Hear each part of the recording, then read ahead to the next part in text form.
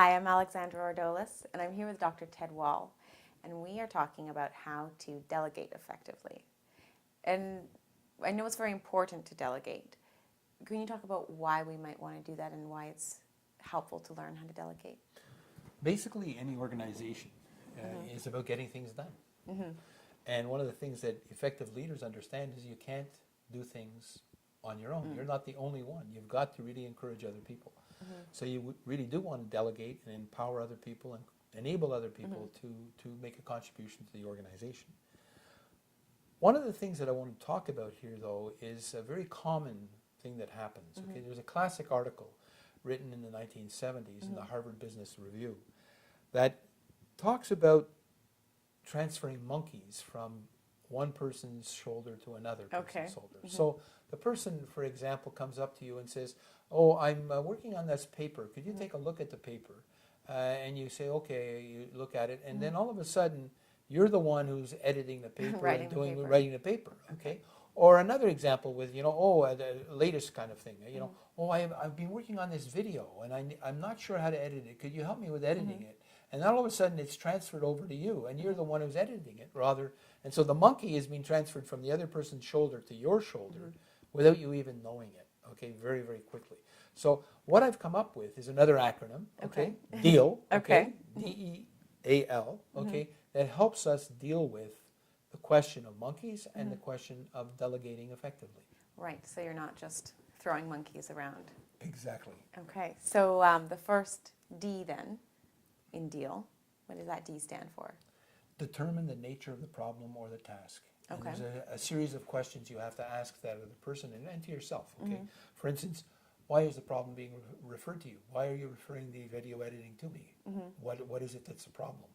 Or what steps have they been taken already to address it? How have you got, what have you done to learn how to edit it? Okay? So the idea is to establish in your mind what is the problem. Okay, and what's already been done?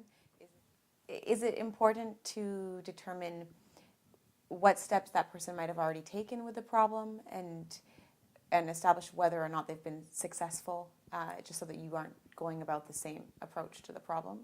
Yeah, the more you know about and understanding what the nature of the problem is, the better you can actually answer their needs. Okay, so understanding what was successful, what was unsuccessful is very, very important. And you really want to know, what could have been done differently that could have really solved the problem as well. So there's a discussion there, but the whole question of determining what's the nature of the problem that's being referred to you, or what's the nature of the task that you're actually delegating as well as you're talking with the person, and so the person understands really basically what you hope that they'll be able to do. So that's the first one. The E in it is really about evaluating three key aspects. Okay, the commitment of the person, the competence of the person, and their ability to complete the task. This is if you are delegating something to someone. Okay. Exactly.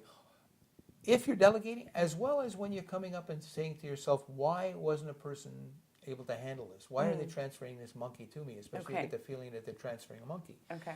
So the commitment idea is did the person really try to address the problem, to really try to handle the task? Did they? How much time did they spend trying to learn how to edit it, the video? Okay. That's the first thing. Do they have a commitment? Are they motivated? Are they they're committed to what you're doing? That's important to keep in mind. The second thing is the idea of competence. Okay, does the person have the expertise, the skill to actually handle what they're trying to do? Right. And again, with the video editing, if it's a brand new beginner, they may really need a lot of support. Okay, so there's that question. Okay. The third one is the fun one, is the completion. Okay, and there's a few points that I want to make about it. But here you're asking the question, does the person have the time or the time management skills to actually complete what they say they're going to do? Okay. And that may be why they're trying to transfer the monkey off on you, yes. because they don't have enough time. And you're really saying, I can't get this done. And ironically, very often some of your very best people are the people we overload. We ask them to do too many things. So the idea of taking a look, do they have the ability to say, look, you want me to do this task and it's going to take me, 10, 15 hours, what shouldn't I do? Okay, and there's that whole discussion of time and the time management aspect of it. And so I think that that second is evaluate, the E, evaluate the commitment, evaluate the competence, and evaluate the completion ability of the person. And so really evaluating those 3 C's before you are delegating, or if you're being delegated something. To understand better why they may be transferring a monkey, or maybe it isn't a monkey, and I'll talk about that a little later. Okay. When do you really know whether a monkey is really a monkey or Okay. not? Sometimes things are your responsibility, and you should be taking them. Okay, interesting. So how about the A? Assess the support they require. Okay. So based on the discussion of determining the nature of the problem and looking at the whole evaluation of their commitment, their competence, and their completion, you say to yourself, what support is needed? The person may need somebody to really teach them how to video edit. Okay. They might need to just go and look at a few YouTube videos that will help them how to edit. Or it might be saying, here, this is the best book I've seen on it. Okay? Or say to them, what program are you using? Maybe they have to use a better editing program. Okay? So what you're trying to do is determine what support that the person actually needs. Okay. And how do you then go about arranging, if you identify they might need this type of support, what are the best ways to arrange for them to have that support? You've got to sort of say to yourself, is the support readily available? Okay. Can we get it? Okay. What kind of support? Do you need a person support? Do you need the human resources? The support may be just somebody encouraging them or somebody giving them a hand on some specific things. Okay. And so the support that is very often the leader can really help by knowing more about the organization and knowing who can support them or what can support them. And I think that's a very, very big factor. One of the key things that you can also do there is talk to them about the time. Maybe the pressure of trying to get something done for a deadline is what's really causing the problem. Okay. And so maybe the support they need is a better understanding of how long it's going to take, recognize that they have to learn some things, the competence aspect, and that allows them then to be able to feel better about themselves. Get the report to me in another 4 weeks or 6 weeks because it's going to take you that much time to actually do it. Okay. Or the video that you're editing, whatever you're trying to do. Okay, so that's a different type of support, I think, than I'm usually used to thinking about. Yeah, it's not just financial support, not just person support, it's support in terms of understanding what they're going through in terms of the process. And as the more that we understand that as people who are delegating responsibilities, you're really thinking about what are the factors that are going to enable that person, empower that person to get the job done. Great. And that brings us to the L. Leave an empowered colleague with a lighter monkey. Okay. How do you know if you're leaving someone with a lighter monkey?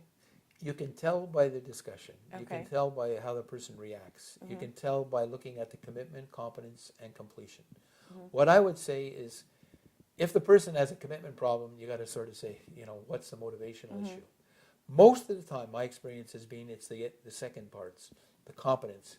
They often don't have particular skills that they need, and getting them the support to do that really is one of the things you can do.